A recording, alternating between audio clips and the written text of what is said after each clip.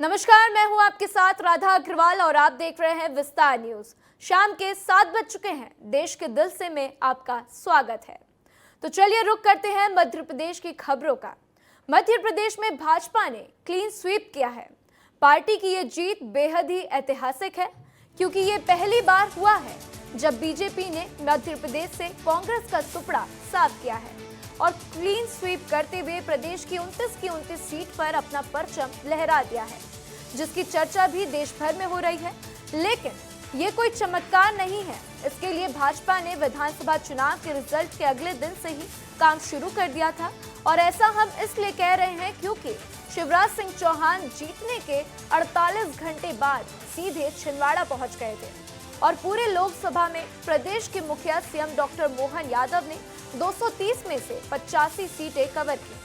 Party के संगठन मंत्री हितानंद शर्मा ने उन सीटों पर फोकस किया जहां विधानसभा चुनाव में भाजपा को हार का सामना करना पड़ा था। प्रदेश अध्यक्ष वीडी शर्मा ने खुद चुनाव लड़ने के साथ ही लगातार दूसरी सीटों के दौरे किए और संगठन के स्थानीय इकाइयों पर नजर रखी। तो पूर्व गृह मंत्री डॉक्टर नरोत्तम मिश्रा ने न्यू ज्वाइनिंग टोली के जरिए कांग्रेस में तोड़फोड़ का काम भी किया, और ऐसे में ये कहना बिल्कुल भी गलत नहीं होगा कि यही वो 5 धुरंधर हैं जिन्होंने मध्य प्रदेश में बीजेपी के क्लीन स्वीप का रास्ता साफ किया है। तो चलिए इसे पूरे विस्तार से समझाते हैं कि आखिर वो 5 किरदार और एमपी में बीजेपी का क्लीन स्वीप कैसे हुआ है। तो सबसे पहले बात करते हैं डॉक्टर मोहन यादव की। मध्य प्रदेश के मुख्यमंत्री हैं। 195 जनसभा कर भाजपा को उन्होंने बढ़त दिलाई, तो प्रदेश के 150 से विधानसभा सीटों पर पहुंचे और साथ ही केंद्र सरकार की योजनाओं को लोगों तक पहुंचाया। तो छिंदवाड़ा के लिए 10 दिन और 2 रातें उन्होंने गुजारी। तो मध्य प्रदेश के मुख्यमंत्री डॉक्टर मोहन यादव ने काफी मेहनत की है, जिसका नतीजा हमें साफ तौर से देखने को मिला है। तो चलिए अब बात करते हैं शिवराज सिंह चौहान की। पूर्व सीएम है, 21 लोकसभा क्षेत्रों तक पहुंचे, 66 सभाएं और 16 रोड शो किए हैं। तो आखिरी चरण में 22 में से ज्यादा सभाएं भी इन्होंने ही संभाली हैं। तो 3 प्रत्याशियों का इन्होंने नामांकन भरवाया और एक के बाद एक ताबड़तोड़ रैलियां की, चुनाव प्रचार किया, जिसका नतीजा साफ तौर से आप देख सकते हैं। विदिशा सीट से बहुमत का आंकड़ा लेकर जिस तरीके से इन्होंने सीट हासिल की है, वो अपने आप में तारीफ के काबिल है। तो चलिए अब बात करते हैं वीडी शर्मा की। प्रदेश अध्यक्ष हैं। 28 सीटों पर 148 सभाएं की, बूथ स्तर तक कार्यकर्ताओं से फीडबैक लिया, वॉर रूम से प्रत्याशी और बूथ कार्यकर्ताओं से सीधा कनेक्टेड रहे। तो वीडी शर्मा भी पीछे नहीं रहे, इन्होंने भी 28 सीटों पर 148 सभाएं की और जिस तरीके से बढ़त हासिल की, उसका नतीजा आप साफ तौर से देख सकते हैं। तो चलिए अब बात कर लेते हैं हितानंद शर्मा की। प्रदेश संगठन महामंत्री हैं।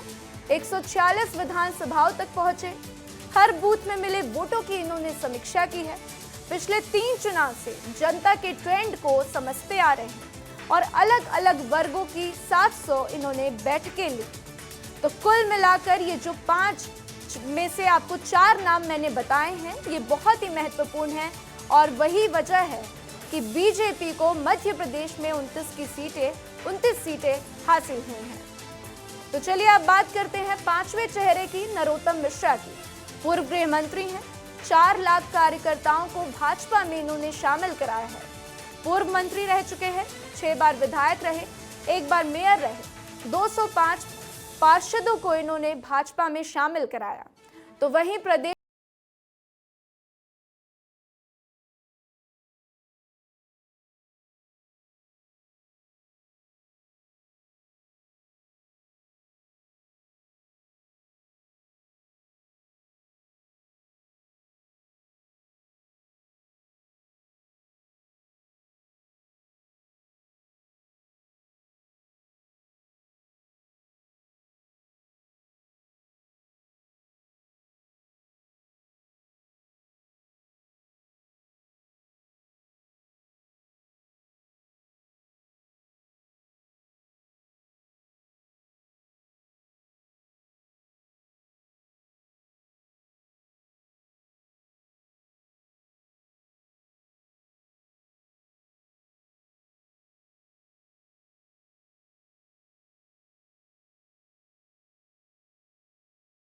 खजुराहो से प्रत्याशी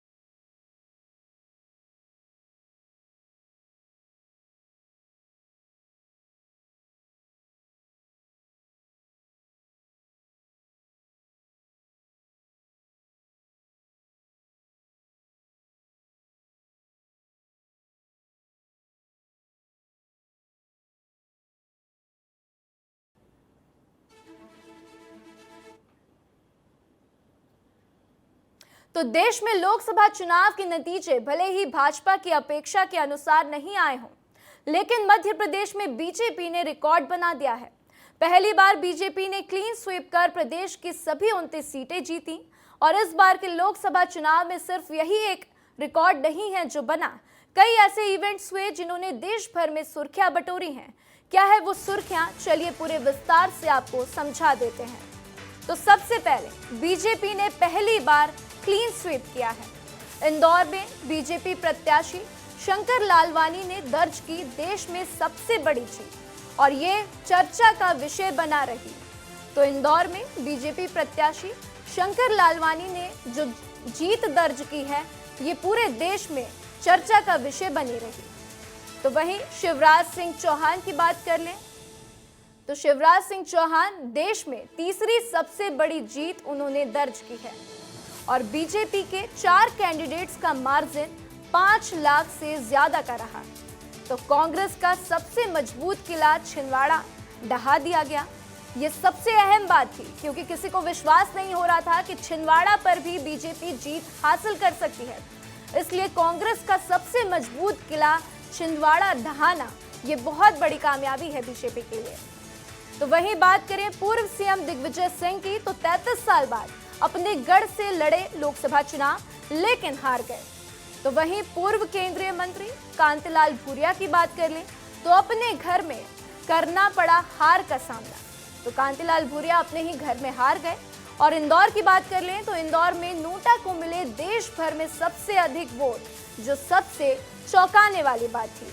तो जहां पीएम मोदी ने प्रचार किया वहां पर बीजेपी 100% सीट जीती है और ये बीजेपी के लिए सबसे अहम बात है क्योंकि प्रधानमंत्री मोदी ने जिन जिन सीटों पर प्रचार किया वहां पर बीजेपी को 100% सीटें मिली हैं। तो 16 मौजूदा सांसद चुनाव लड़े और जिसमें से 15 को जीत मिली है। तो वहीं मध्य प्रदेश के नवनिर्वाचित सभी 29 सांसद गुरुवार रात तक दिल्ली पहुंच जाएंगे। इससे पहले सांसद, विधायक और पार्टी नेता भोपाल में मुख्यमंत्री डॉक्टर मोहन यादव से मिलने श्यामला हिल्स स्थित उनके निवास पर पहुंचे। सांसदों से मिलने के बाद सीएम दोपहर में दिल्ली पहुंच गए हैं। दिल्ली पहुंचते ही एमपी के मुखिया सीएम डॉक्टर मोहन यादव ने क्या कुछ कहा है, सुनिए। वरिष्ठ प्रधानमंत्री जिनका अपना लंबा प्रशासनिक अनुभव भी है और जिसने असंभव को संभव करके दिखाया है, एनडीए अलायंस को इतनी बड़ी जीत दिलाकर के जिस प्रकार से मौका दिया है, यह हम सब के लिए सौभाग्य की बात है। जब 21वीं शताब्दी में भारत की तरफ दुनिया देख रही है, ऐसे व्यक्ति का मंत्रिमंडल बनना जिसके लिए दुनिया के सभी नेताओं ने जिस ढंग से अपनी प्रतिक्रिया दी है, यह हम सबको गौरवान्वित करने वाली है। मुझे प्रसन्नता है कि वो शपथ लेने जा रहे हैं। तो सुना आपने, डॉक्टर मोहन यादव कह रहे हैं कि उन्हें प्रसन्नता है कि वो शपथ प्रधानमंत्री मोदी एक बार फिर से प्रधानमंत्री नरेंद्र मोदी बनने जा रहे हैं। तो बता दें कि सांसदों को कल शुक्रवार को दिल्ली में पार्टी के संसदीय दल की बैठक में शामिल होना है और बैठक में सीएम डॉक्टर मोहन यादव और दोनों उप मुख्यमंत्री जगदीश देवड़ा और राजेंद्र शुक्ला भी शामिल होंगे। तो वहीं मध्य प्रदेश के सीएम डॉक्टर मोहन यादव दिल्ली में हैं, जहां वो बीजेपी शासित राज्यों के मुख्यमंत्रियों की बैठक में हिस्सा लेंगे। विस्तार न्यूज ने उनसे खास बातचीत की है। सुनिए उन्होंने क्या कुछ कहा है। लोकसभा चुनाव 2024 में एक बार फिर से बीजेपी को प्रचंड बहुमत मिली है। मतलब केंद्र में एक बार फिर से मोदी की सरकार बन रही है और इस सरकार बनाने के पीछे कुछ लोगों के बहुत ही महत्वपूर्ण रोल रहे हैं। मोहन यादव जी, आपका विस्तार न्यूज पर बहुत बहुत स्वागत है। जी बहुत धन्यवाद। आपके माध्यम से मैं माननीय मोदी जी का जो नई तीसरी पारी प्रारंभ हो रही है उसकी शुभकामना दे रहा हूँ, बधाई दे रहा हूँ। देश उनका इंतजार कर रहा है। जल्दी से जल्दी माननीय मोदी जी प्रधानमंत्री की शपथ ले और फिर एक बार मोदी सरकार के माध्यम से देश के विकास कामों की बयार प्रारंभ हो और दुनिया के अंदर भारत का मान बढ़े, सम्मान बढ़े। मोहन साहब, लगातार हमने देखा है कि आप फ्रंट फुट पर बैटिंग करते नजर आए। मध्य प्रदेश के साथ साथ जो है उत्तर प्रदेश, हरियाणा, बिहार तक आप गए। लगातार आप जो है विपक्षी खेमा पर प्रहार करते रहे और इसका नतीजा हमें मध्य प्रदेश के नतीजे में दिखा। वहां 29 की 29 सीटें आपने जीत ली। क्या रणनीति रही? रणनीति बहुत साफ है। कार्यकर्ताओं का मनोबल बनाए रखते हुए सरकार के कामों से जनता का दिल जीता है। संगठन सरकार ने मिलकर के चुनाव लड़ा है और मोदी जी का नाम ही पर्याप्त था। मोदी जी ने काम इतना किया है कि हमारी मध्य प्रदेश की जनता इस बात को अच्छे से जानती है। मध्य प्रदेश कांग्रेस के बारे में क्या कहेंगे सीएम साहब? अब क्या बताएं, उनसे मेरी सहानुभूति है, वो 5 साल मेहनत करें। तो सीएम मोहन यादव का कहना है कि लगातार जो है हमने मेहनत की, पीएम मोदी के बलबूते पर जो है एक बार फिर से केंद्र में सरकार बन रही है। आपके माध्यम से मध्य प्रदेश की जनता विकास में सदैव साथ है और आगे रहेगी। मैं भरोसा दिलाना चाहता हूँ मध्य प्रदेश सरकार भी कोई कोर कसर बाकी नहीं रखेगी। विकास के मामले में लगातार आगे बढ़ेगी। जी, ये थे हमारे साथ सीएम साहब। आपने सुना सीएम साहब का कहना है। वीडियो जर्नलिस्ट मुकेश यादव के साथ मैं राकेश चौधरी, विस्तार न्यूज, दिल्ली। तो सुना आपने, मध्य प्रदेश के मुखिया भी कह रहे हैं कि अब किसी बात का इंतजार है तो वो इसी का इंतजार है कि कब नरेंद्र मोदी एक बार फिर से प्रधानमंत्री नरेंद्र मोदी बने। तो अब इसी के साथ अगर सबको किसी बात का इंतजार है तो सरकार गठन का और मोदी 3.0 का। लेकिन इस बार ये सरकार बदली नजर आएगी, बहुत कुछ बदला नजर आएगा। बात करें मध्य प्रदेश की तो मध्य प्रदेश से 29 कमल की माला तैयार है पीएम मोदी के लिए। जो शिवराज सिंह चौहान ने कहा वो करके दिखाया। लेकिन अब सवाल यह है कि जब मोदी प्रधानमंत्री बनेंगे तो उनके साथ ही कैबिनेट में कौन कौन होंगे। मध्य प्रदेश से कई नेता रेस में हैं जो मोदी कैबिनेट का हिस्सा बन सकते हैं। लेकिन जैसा कि हम कह रहे हैं कि इस बार कैबिनेट की तस्वीर बदली हुई नजर आएगी, क्योंकि इस बार बीजेपी को, टीडीपी और जेडीयू को भी संभालना होगा। ये रिपोर्ट देखिए। लोकसभा चुनाव 2024 में बीजेपी ने मध्य प्रदेश में 29 की 29 सीटें जीतकर रिकॉर्ड कायम किया है। हिंदी पट्टी के राज्यों में बीजेपी के लिए सबसे बेस्ट परफॉर्मेंस मध्य प्रदेश ने दिया। बीजेपी ने न केवल सभी 29 सीटें जीती बल्कि कांग्रेस और बीजेपी के वोट परसेंटेज में 27% का बड़ा अंतर भी देखने को मिला। अब सवाल यह है कि मोदी कैबिनेट में एमपी के नेताओं को कितनी जगह मिलेगी। मोदी के इस तीसरे कार्यकाल में तस्वीर पिछले 2 कार्यकाल से बदली हुई है। आमतौर पर चौंकाने वाले फैसले लेने वाले मोदी के पास इस कार्यकाल में इसकी ज्यादा गुंजाइश नहीं है। उन्हें पहले अपने दोनों सहयोगी दलों टीडीपी और जेडीयू को भी साधना होगा। इसके बाद बची सीटों पर बीजेपी के मंत्रियों को एडजस्ट करना होगा। इसलिए जो स्वाभाविक दावेदार हैं, पहले उन्हें ही वरीयता मिलेगी। एमपी से किसी महिला को जरूर कैबिनेट में शामिल किया जा सकता है। आइए एक नजर उन नेताओं पर जिन्हें मोदी कैबिनेट में जगह मिल सकती है। शिवराज सिंह चौहान पहली बार 1991 में सांसद चुने गए। 4 बार मध्य प्रदेश के मुख्यमंत्री रहे। लाडली बहना स्कीम लाने वाले नेता, सीएम न रहते हुए भी प्रदेश में लोकप्रिय नेता। ज्योतिरादित्य सिंधिया वर्तमान में नागरिक उड्डयन मंत्री। ग्वालियर चंबल अंचल में खासा प्रभाव। एमपी में बीजेपी की सत्ता वापसी के किंग मेकर। वीडी शर्मा वर्तमान में बीजेपी के प्रदेश अध्यक्ष। विधानसभा में पार्टी ने 163 सीटें जीती। सत्ता और संगठन में बेहतर तालमेल रखा। फग्गन सिंह कुलस्ते देश के बड़े आदिवासी नेता, 7वीं बार सांसद का चुनाव जीते। मोदी कैबिनेट में वर्तमान में केंद्रीय मंत्री वीरेंद्र कुमार खटीक, मध्य प्रदेश के दूसरे सीनियर सांसद, एससी वर्ग के बड़े चेहरे। पिछली बार मोदी कैबिनेट में मंत्री साफ छवि वाले नेता के रूप में पहचान। राजनीति में क्या कब हो जाए कहा नहीं जा सकता। कब किस नेता के लिए कौन से दरवाजे खुल जाएं अंदाजा नहीं लगाया जा सकता। सियासत में पल पल समीकरण बदलते रहते हैं। बीजेपी की प्लानिंग कुछ और ही थी, लेकिन परिणाम बीजेपी के मुताबिक नहीं आए, जिस वजह से रणनीति में बदलाव अब बीजेपी को करना होगा। बम्पर जीत का नाम मध्य प्रदेश बीजेपी के नेताओं को मिलना चाहिए, लेकिन अब बीजेपी को गठबंधन को भी संभालना है। ब्यूरो रिपोर्ट, विस्तार न्यूज। तो अब बीजेपी के लिए बड़ी चुनौती है कि इस बार एनडीए की सरकार तो बनेगी, लेकिन अपने कैबिनेट में किसको जगह देनी है, ये बीजेपी के लिए बहुत मुसीबत वाली बात होगी। और देखना यही दिलचस्प हो जाता है कि इस बार किसको जगह मिलती है और मध्य प्रदेश से, जहां पर 29 कमल खिले हैं, वहां से किसको कैबिनेट में जगह मिलती है। तो चलिए, लोकसभा चुनाव के खत्म होने के बाद से एमपी में अब उपचुनाव की आहट सुनाई दे रही है। एमपी में कांग्रेस से बीजेपी में आए 3 विधायकों के पद खाली हैं, जिस पर उपचुनाव होना है। कौन कौन सी है वो सीट, इस रिपोर्ट में देखिए। मध्य प्रदेश में बीजेपी को प्रचंड जीत मिलने के बाद अब सबकी नजर उन सीटों पर है जहां जल्द ही उपचुनाव होने वाले हैं। बीजेपी ने बुधनी से विधायक और पूर्व सीएम शिवराज सिंह चौहान को मैदान में उतारा है और उन्होंने रिकॉर्ड मतों से जीत हासिल की है। अब नवनिर्वाचित सांसद शिवराज सिंह चौहान दिल्ली आए, तो ऐसे में उन्हें बुधनी विधानसभा सीट से इस्तीफा देना होगा। लेकिन सिर्फ बुधनी ही इकलौती विधानसभा नहीं है जहां उपचुनाव होना है। जानिए कि कौन कौन सी सीटें हैं जहां उपचुनाव होने हैं।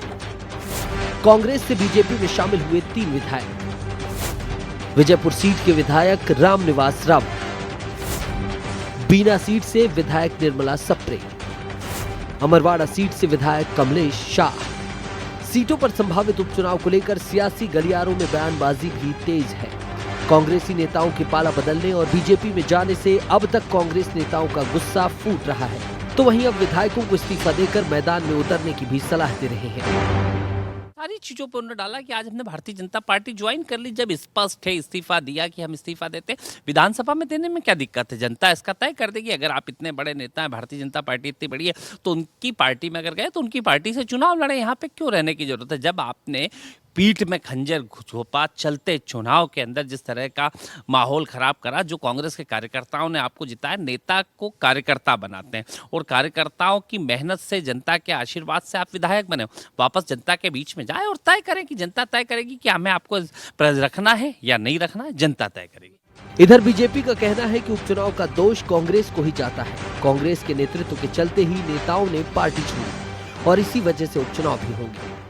कांग्रेस के जनप्रतिनिधि अपने क्षेत्र की अपेक्षाओं और आकांक्षाओं के पूरा नहीं होने से, स्वयं खुद भ्रष्टाचार के कारण जो कांग्रेस में व्याप्त है, उस कारण कांग्रेस छोड़ते हैं, उस कारण ये उपचुनाव होते हैं। तो इसका दोष तो कांग्रेस को जाता है।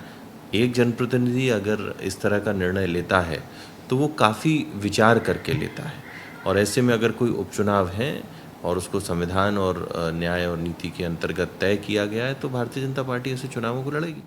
सियासी बयानबाजी से इतर अब ये दिग्गज नेता कब तक अपने पद से इस्तीफा देते हैं और इन सीटों पर कब उपचुनाव होते हैं, इसका इंतजार सियासतदानों के साथ साथ राजनीतिक पंडितों को भी रहेगा, क्योंकि मध्य प्रदेश में यही नए सियासी समीकरण की शुरुआत करेगा। तो 4 जून को लोकसभा चुनाव के परिणामों में कांग्रेस की एमपी से सफाई हो गई। 2019 के आम चुनाव में 1 सीट जीतने वाली कांग्रेस इस बार शून्य पर आ गई है। तो बीजेपी सूबे की सभी 29 सीटें जीत ले गई। तो वहीं लोकसभा चुनाव में हार के बाद से कांग्रेस ने बड़ा फैसला किया है। पार्टी ने एक बड़ा कदम उठाते हुए पूरे प्रदेश के विधानसभा यूथ कांग्रेस अध्यक्ष और विधानसभा इकाइयों के पदाधिकारियों को भंग कर दिया है। कांग्रेस पार्टी ने एक पत्र जारी किया है, जिसमें लिखा है, भारतीय युवा कांग्रेस के राष्ट्रीय सचिव प्रभारी मध्य प्रदेश शेष नारायण ओझा की स्वीकृति से तथा मध्य प्रदेश युवा कांग्रेस के अध्यक्ष मितेंद्र दर्शन सिंह यादव के आदेशानुसार मध्य प्रदेश के समस्त जिला इकाइयों के अंतर्गत विधानसभा युवा कांग्रेस अध्यक्ष और उनके विधानसभा इकाइयों के पदाधिकारियों को तत्काल प्रभाव से भंग किया जाता है। तो साथ ही अभी तक उनके द्वारा दिए गए संगठनात्मक सहयोग की प्रदेश युवा कांग्रेस द्वारा सराहना भी की गई है।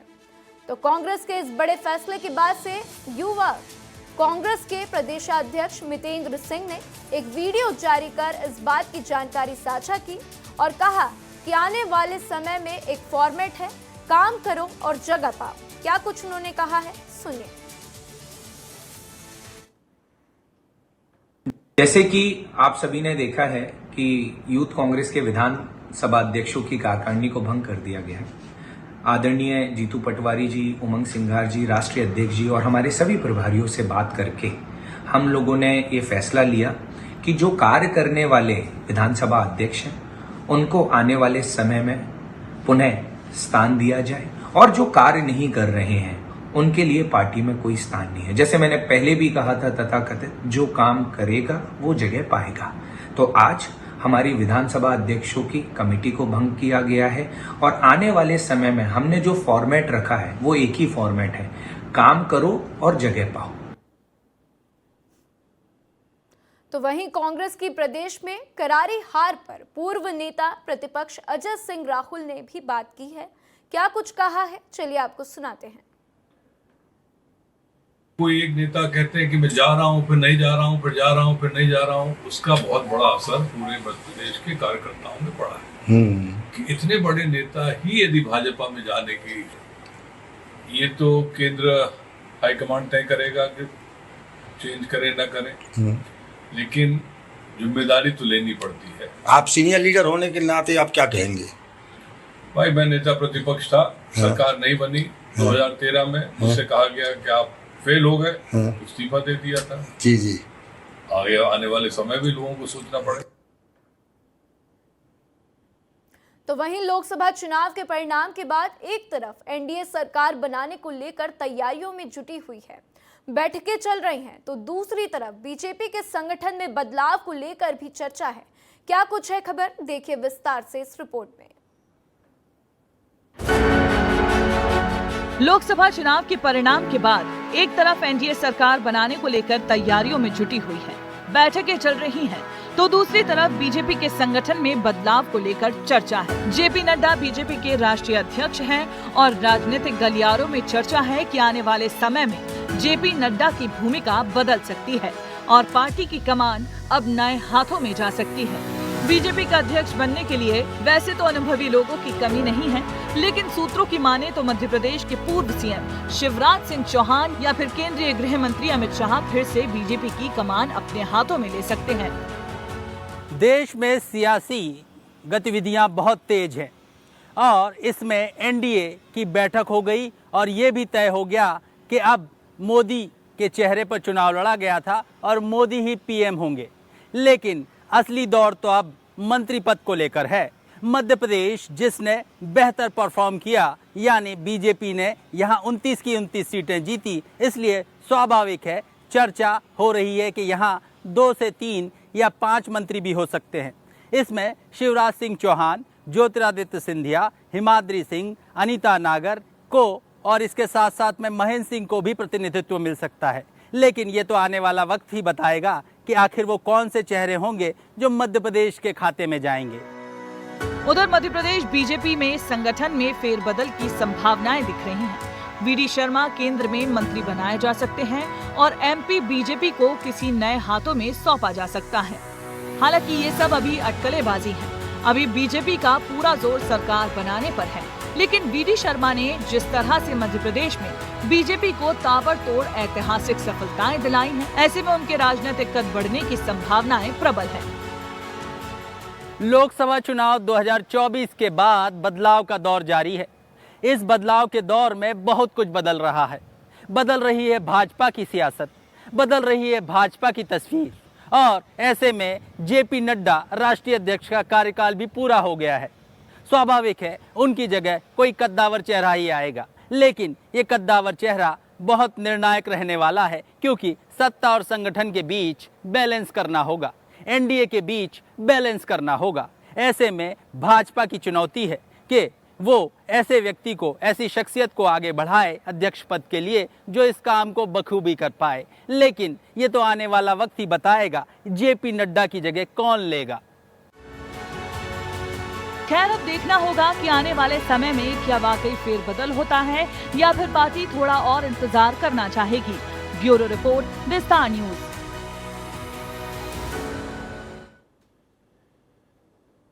तो एक तरफ एनडीए सरकार बनाने को लेकर तैयारियों में जुटी हुई है, तो वहीं बीजेपी के संगठन में बदलाव को लेकर चर्चा तेज है। अब जेपी नड्डा क्या अपने पद से हटेंगे, उनकी जगह कोई और आएगा, ये तो देखने वाली बात होगी और आने वाले वक्त में पता चलेगा। तो फिलहाल इस बुलेटिन में इतना ही। आगे आपसे फिर मुलाकात होगी। देखते रहें विस्तार न्यूज और मुझे दीजिए इजाजत। खबरों का सिलसिला लगातार जारी है।